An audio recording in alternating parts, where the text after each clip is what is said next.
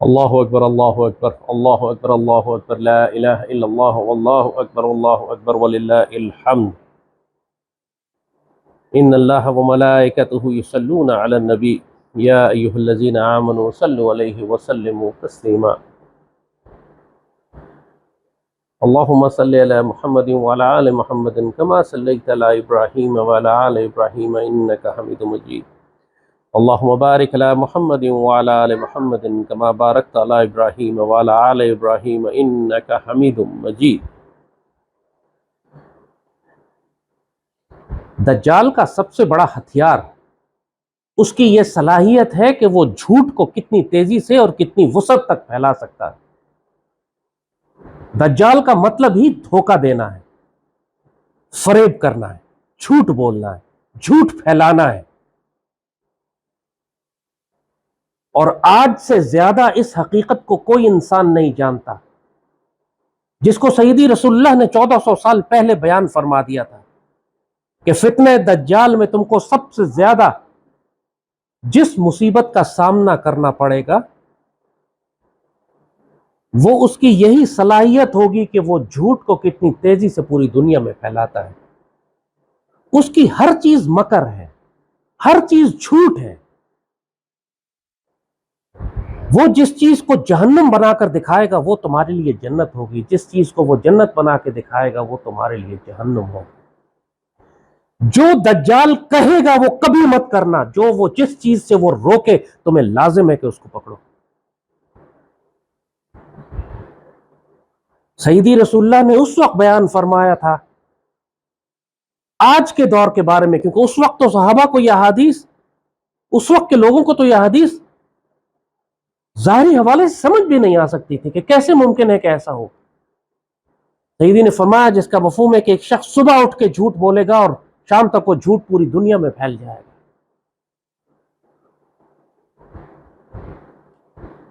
اسی لیے قرآن میں کتنی سخت تاکیدیں آئی ہیں جھوٹ پہچاننے کے حوالے سے، جھوٹ جاننے کے حوالے سے۔ مسلمانوں کو جس طرح اللہ نے حرام اور حلال کی تمیز سکھائی ہے، اسی طرح اللہ نے مسلمانوں کو یہ بھی سکھایا ہے کہ کس بات پر اعتبار کرنا ہے اور کس بات کو رد کرنا ہے۔ اندھے گونگے اور بہرے بن کر ہر اونچا بولنے والے، ہر ٹیلی ویژن چینل، ہر سیاستدان کے پیچھے نہیں چل پڑنا، تمہیں ہلاک کروا دے گا۔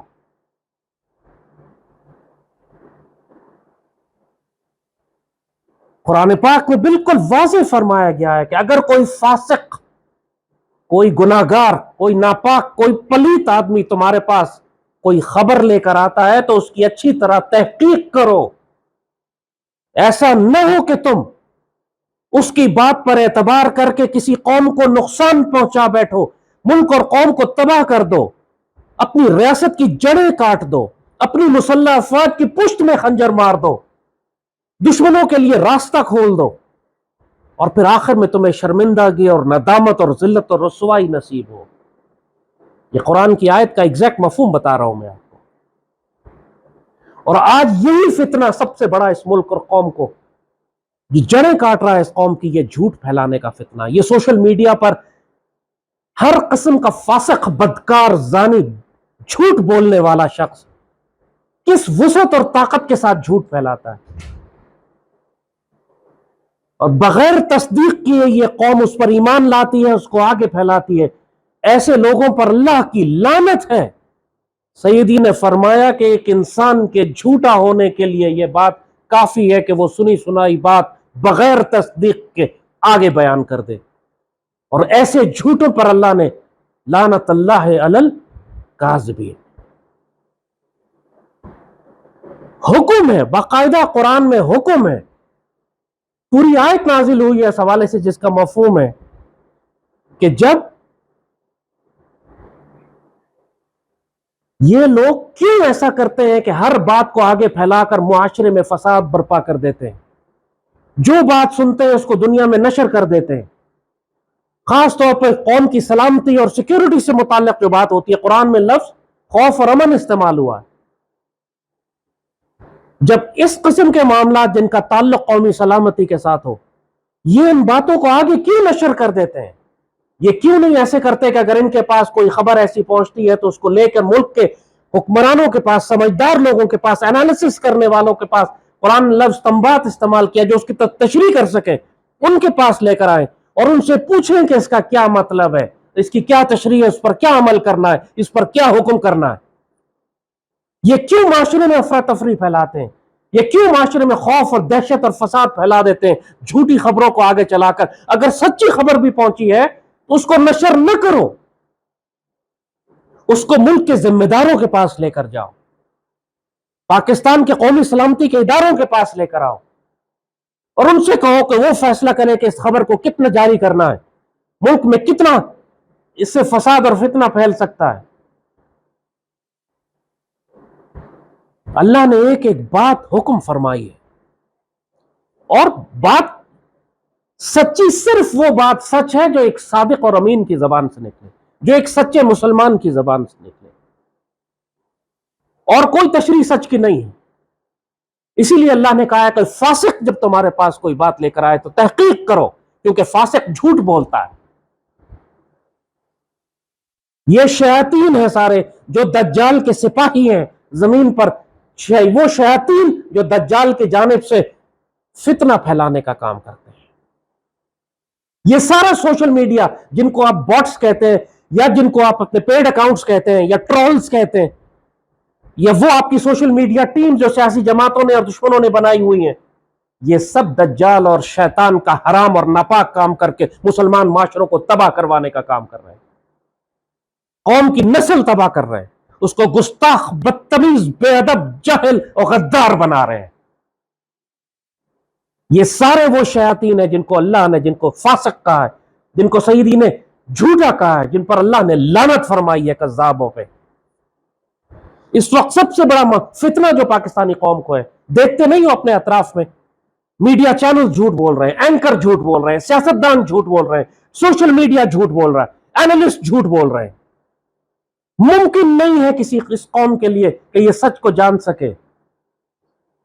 کچھ جہالت میں جھوٹ بول رہے ہیں، کچھ بدنیتی میں جھوٹ بول رہے ہیں، کچھ سیاسی اختلاف میں جھوٹ بول رہے ہیں، کر یہ سب مل کر رہے ہیں کہ سیدی رسول اللہ کی اس امانت کی جڑیں کاٹ رہے ہیں۔ بعد میں شرمندہ اور پشیمانی اور ندامت ہوگی ان کو، لیکن اس وقت تک امت کا نقصان ہو چکا ہوگا۔ سچ کی صرف ایک تشریح ہے، سچے آدمی کے قول کو سچ کہتے ہیں، چاہے کتنی عجیب بات کیوں نہ لگے۔ اگر بات ایک سچے آدمی نے کہی ہے تو وہ سچ۔ آپ حدیث کی تمام روایت اٹھا کے دیکھ لیں، پورا حدیث کا علم روایت جسے کہتے ہیں، پورا علم اس کی بنیاد اس بات کے اوپر ہے کہ کون سا راوی سچا ہے، کون سا راوی کمزور ہے، کون سا راوی ضعیف ہے، کون سا راوی جھوٹ بولتا ہے۔ ہم تک سارا دین پہنچا ہی سچے لوگوں کی وجہ سے۔ بڑے بڑے علماء نے صدیاں لگا کے صرف یہ معلوم کیا، یہ تحقیق کی کہ یہ اللہ کا بندہ سچا ہے۔ یہ صحابی سے شروع ہوا، تابعین پہ آئی، تبع تابعین پہ آئی، پھر ان کے پاس آئی، پھر ان کے پاس یہ روایت آئی۔ یہ سچے لوگوں کی چین ہے، یہ روایت سچے لوگوں کی ہے، اس لیے یہ حدیث ہم قبول کرتے ہیں۔ اتنی تحقیق احادیث پہ کی گئی کہ ہر حدیث کو قبول نہیں کیا گیا، علم روایت اتنا گہرا، اتنی بڑا علم بنایا گیا، اور تم عام خبروں اس طرح تشریح کر دیتے ہو، اس طرح پھیلا دیتے ہو۔ یہ سوچے اور دیکھے بغیر کہ اس سے ملک اور قوم کا کتنا بڑا نقصان ہونے والا۔ سیدی رسول اللہ معراج سے تشریف لے کر آئے، ایک ایسی بات جس پر پوری دنیا ہل گئی۔ کفار نے کہا ان کی اس بات پر تو کوئی ایمان لائے گا ہی نہیں کہ میں ایک رات میں آسمانوں کے ہو کر آیا اور اللہ سے ملاقات کی، سدرۃ المنتہا پار کیا، 7 آسمانوں سے گزرا۔ سیدی نے جب پورا، یہ اتنی بڑی بات تھی کہ خود ام ایمن جن کے گھر سے آپ تشریف لے کے گئے تھے، انہوں نے سیدی کو منع فرمایا، سیدی یہ بات کسی کو بتائیے گا نہیں۔ ان کو پتا تھا کہ مذاق اڑے گا، ان کو پتا تھا طوفان آ جائے گا۔ سیدی نے کہا میں یہ بات بتاؤں گا سب کو جا کے۔ لوگ بھاگے ہوئے سیدنا کفار مشرک سیدنا ابو بکر کے پاس آئے، فرمایا کہ آپ کا دوست ایک عجیب بات کرتا ہے۔ کہتے کیا کہتے ہیں؟ کہتے ہیں میں آسمانوں سے ہو کر آیا ہوں۔ کہتے ہیں اگر سیدی رسول اللہ یہ بات فرماتے ہیں تو سچ فرماتے ہیں۔ اللہ نے آسمان سے آپ کو صدیق کا لقب دیا، صادق کی تصدیق کرنے والے صدیق، صادق اور امین کی تصدیق کرنے والے کو صدیق۔ تو سچ کی تشریح ایک ہی ہے، کہ ایک سچ بولنے والا جب کوئی بات کرتا ہے تو یہ سچ ہے. ایک مرتبہ سیدی رسول اللہ نے کسی یہودی سے کوئی کاروبار کیا, کوئی گھوڑا خریدا, کوئی تجارت ہوئی, بعد میں وہ مکر گیا. سیدی نے اس کو قیمت بھی ادا کر دی, اس نے سامان بھی, گھوڑا بھی نہیں دیا. وہ کہتا ہے گواہ لائیے کہ آپ نے مجھ سے تجارت کی تھی. سیدی نے مدینے میں فرمایا کہ کوئی میرا گواہ ہے؟ تو ایک صحابی آ گئے, کہتے سیدی میں گواہی دیتا ہوں کہ آپ نے اس سے تجارت کی ہے اور یہ جھوٹ بول رہا ہے. اور انہیں ایک صحابی نے گواہی دی سیدی کی. سیدی مقدمہ جیت گئے, سیدی کو جو تجارت آپ نے کی تھی وہ آپ کو مل گئی. تو سیدی نے صحابی سے پوچھا کہ مگر تم تو وہاں موجود ہی نہیں تھے, تو تم نے کیسے میری گواہی دی؟ فرمایا سیدی ہم نے آپ کی بات پر ایمان لا کر اللہ پہ, رسول پہ, یوم آخرت پہ, ملائکہ پہ, باس بعد الموت پہ, قبر پہ, عذاب قبر پہ, ان چیزوں پر ایمان لائے جو ہم نے دیکھا ہی نہیں ہے. تو یہ تو بہت معمولی بات تھی. سیدی نے اس کے بعد ان صحابی کی گواہی 2 آدمیوں کے برابر کر دی. آئندہ ہمیشہ زندگی میں جب تک وہ حیات رہے, جب وہ گواہی دیتے تھے تو وہ لکھی جاتی تھی کہ 2 آدمیوں نے گواہی دی ہے. ان کا یہ ایمان سیدی کے اوپر کہ جب ہم پوری کائنات کا راز آپ کے ایمان لا کر ایمان لا چکے ہیں آپ کے اوپر, آپ کے سچے ہونے کی گواہی دے چکے ہیں, تو یہ گھوڑے کی تجارت تو کام بات تھی. سچ کی تشریح یہی ہے کہ ایک سچے آدمی کی تشریح, سچے آدمی کا بیان. ورنہ اگر فاسق تمہارے پاس لے کر آتا ہے تو اللہ نے کہا اس کو مت پھیلاؤ, تحقیق کرو, تفتیش کرو, اور اگر تم پھیلاؤ گے تو تم جھوٹے کذاب ہوگے, امت کو نقصان پہنچانے کا باعث بنو گے. یہ ساری سوشل میڈیا ٹیم جو آج دنیا میں بیٹھی ہوئی ہیں, پاکستان میں بیٹھ کے پاکستان کی جڑیں کاٹ رہی ہیں, اللہ سے ڈرے, ان کا انجام بدترین شیاطین اور دجالوں کے ساتھ ہوگا. جس طرح یہ ریاست پاکستان اور سیدی رسول اللہ کی امت کو نقصان پہنچا رہے ہیں اپنے سوشل میڈیا کے جھوٹ کے ذریعے, اپنے میڈیا کے جھوٹ کے ذریعے. یہ چھوٹا عذاب نہیں ہے اس کا. قرآن کہتا ہے لَنَبِّئُكُمْ عَلَىٰ مَن تَنَزَّلُ الشَّيَاطِينُ, میں تم کو بتاؤں کہ ان پہ شیاطین نازل ہوتے ہیں. تنزل اللہ کل آفاق نسیم, ہر جھوٹ بولنے والے بدکار پر شیاطین نازل ہوتے ہیں. اس طرح جھوٹ پھیلانا عام آدمی کے بس کا نہیں ہے جب تک اس کے ساتھ شیاطین نہ بیٹھے ہوئے ہوں. اللہ کے بندوں پر ملائکہ نازل ہوتے ہیں. قرآن گواہی دیتا ہے اس بات کی, لا خوف علیہم ولا هم يحزنون الا اولیاء اللہ, ان کے اوپر ملائکہ کا نزول, تنزل علیہم الملائکہ.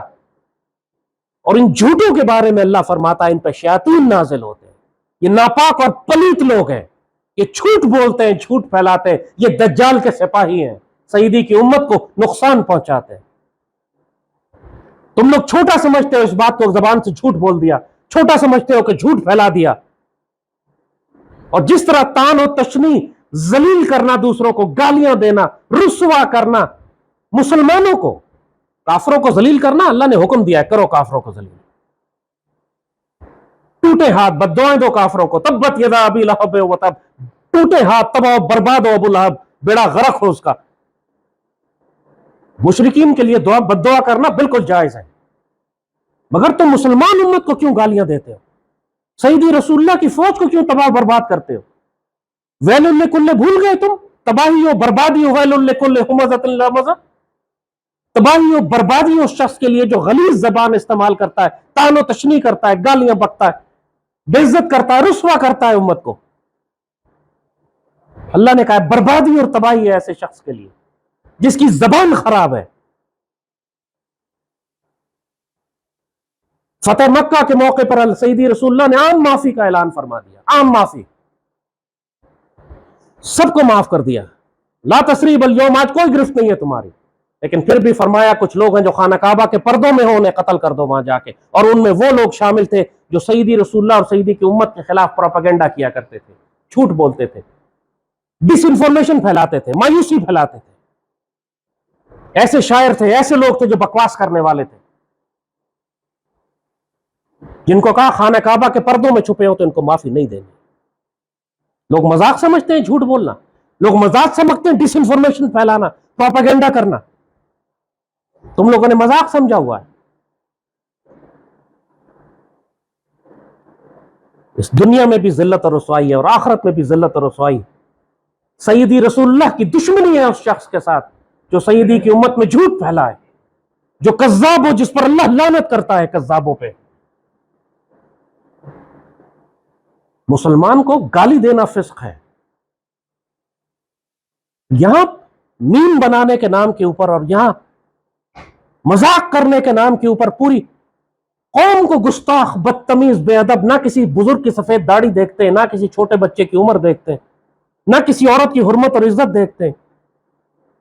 ناپاک اور پلیت لوگوں کے پیچھے چل کے جو خود جہنمی ہے, پوری قوم کو پیچھے جہنم میں گھسیڑتے ہوئے لے گا. یہ سارے ناپاک لوگ. یہی دجال کا سب سے بڑا فتنہ ہے اس دور کا. اس کی یہ صلاحیت کہ اتنے وسیع پیمانے پر یہ جھوٹ, مایوسی, خوف, دہشت پھیلا سکے. کورونا میں دیکھا نہیں تم نے کہ پوری دنیا کے میڈیا نے کس طرح خوف پھیلایا ایک جھوٹ کے اوپر. بڑے بڑے سمجھدار لوگ اس دجال کے حملے میں آ کر دہشت زدہ تھے. ایک زکام سے مر جائیں گے ہم. سوچو دجال کی یہ طاقت کی پوری دنیا میں کس طرح اس نے خوف پھیلا دیا تھا. ایسا 24 گھنٹے ٹی وی آپ کا نشر کرتا تھا, ایسی دہشت کے جیسے ہر انسان چند اگلے لمحے مرنے والا ہے. لوگوں نے یقین کیا جن کا ایمان اللہ اس کے رسول پہ نہیں تھا, جن کا توکل نہیں تھا, جن کا مرشد کامل نہیں تھا, انہوں نے یقین کیا اس دہشت پہ اور اس خوف پہ. لوگوں نے شریعت ترک کر دی, لوگوں نے نمازیں ترک کر دی. ظالموں نے 1400 سال میں پہلی مرتبہ حج بند کر دیا. نمازوں نے سنت ترک کر دی. مسلمانوں سے کہا 6-6 فٹ فاصلے پہ کھڑے رہا کرو, اور مسلمان کھڑے ہونے لگے. مسلمانوں سے کہا کہ اپنے باپ دادوں کے جنازوں میں مت جاؤ, تم بیمار ہو کے مر جاؤ گے. لوگوں نے ماں باپ کو ہسپتال والوں کے حوالے کر دیا کہ زمین میں گاڑ کر آ جانا. ایسی دہشت طاری ہوئی لوگوں کے اوپر. ان للہ و انا الیہ راجعون. اور یہ دوبارہ آنے والے ہیں. یہ دجال کا سب سے بڑا پہلا فتنہ تھا جو انہوں نے کورونا پہ جھوٹ مچایا دنیا میں.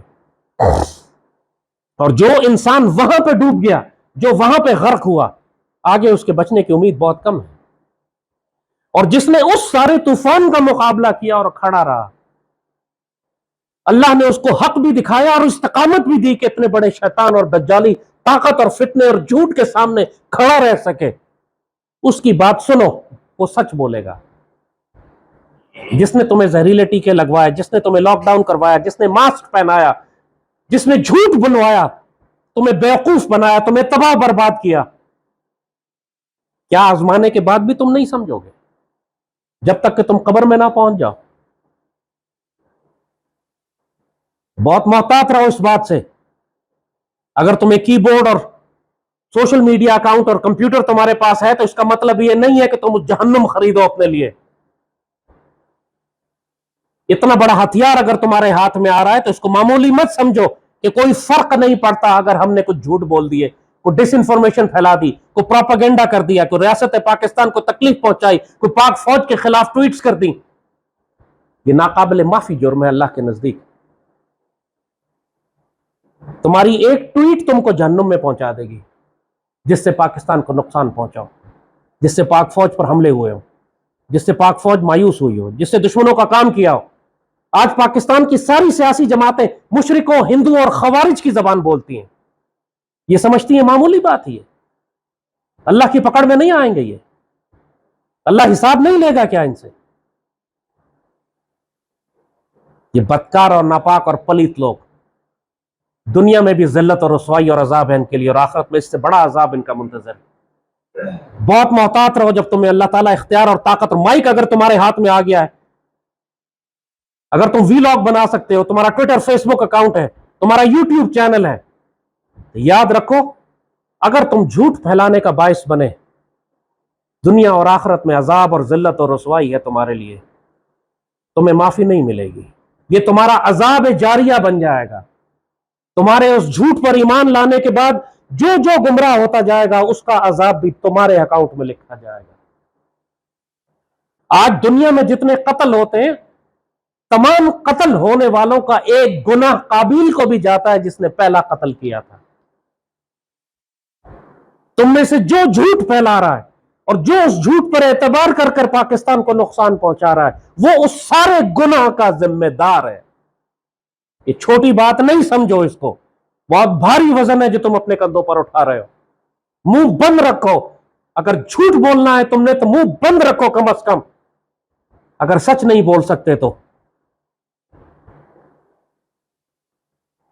تمہارے اپنے گناہوں کا عذاب تم نہیں اٹھا سکتے، امت کے گناہوں کا عذاب کیوں اپنے کندھوں پہ لادتے ہو؟ کیوں گناہ اتنا پھیلا دیتے ہو کہ سارے انسانوں کے گناہ تمہارے کندھے پہ آ جائیں؟ اللہ سے ڈرو، اگر تم میں ذرا بھی ایمان کی روشنی باقی، ورنہ جاؤ جہنم میں، تمہارا حساب اللہ کرے گا۔ اللہم صلی وسلم مبارک علی سیدنا محمد وعلی آلہ وصحبہ وسلم۔ اللہ اکبر لا الہ الا اللہ واللہ اکبر وللہ الحمد۔ ربنا لا تؤاخذنا ان نسینا واخطأنا ولا تحمل علينا إصرا كما حملته على الذين من قبلنا ربنا ولا تحملنا ما لا طاقة لنا به واعف عنا واغفر لنا وارحمنا أنت مولانا فانصرنا على القوم الكافرين۔ اللهم صل وسلم وبارك على سيدنا محمد وعلى آله وصحبه وسلم رب اجعلني مقيم الصلاة ومن ذريتي ربنا وتقبل دعاء ربنا اغفر لي ولوالدي وللمؤمنين يوم يقوم الحساب رب اجعلني مقيم الصلاة ومن ذريتي ربنا وتقبل دعاء ربنا اغفر لي ولوالدي وللمؤمنين يوم يقوم الحساب ربنا هب لنا من ازواجنا وذريتنا قرة اعين واجعلنا للمتقين اماما عليك توكلنا ربي لا اله الا انت نستغفرك ونتوب اليك واعف عنا واغفر لنا وارحمنا انت مولانا فانصرنا على القوم الكافرين عليك توكلنا ربي نحن مغلوب فانصرنا فانتصر ادخلنا مدخل صدق واخرجنا مخرج صدق واجعل لنا من لدنك سلطانا نصيرا وجاء الحق وزهق الباطل ان الباطل كان زهوقا يا ذو الجلال والاكرام يا عزيز يا قهار يا جبار يا ذو الانتقام اللهم ارزقنا غزوة الهند وفتح الديل اللهم ارزقنا غزوة الشام وفتح القدس اللهم اجعلنا ممن نصر دين سيدنا محمد صلى الله عليه وسلم ولا تجعلنا ممن خزي دين سيدنا محمد صلى الله عليه وسلم اللهم اجعلنا اسود الله واسود الرسول اللهم اجعلنا سيوف الله وسيوف الرسول اللهم اجمع بيننا وبين حبيبك صلى الله عليه وسلم في الدنيا قبل الآخرة اللهم ارزقنا خلافة لها منهاج النبوة وحياة الطيبة ورزق الكريم وحسن الخاتمة وموت الشهادة اللهم عليك توكلنا نستغفرك ونتوب إليك۔ شکر میرے مالک، الحمدللہ رب العالمین، صلی اللہ تعالی علی خیر خلقہ نور عرشہ زینت فرشہ سیدنا محمد وعلی آلہ وصحبہ وسلم آمین یا رب العالمین۔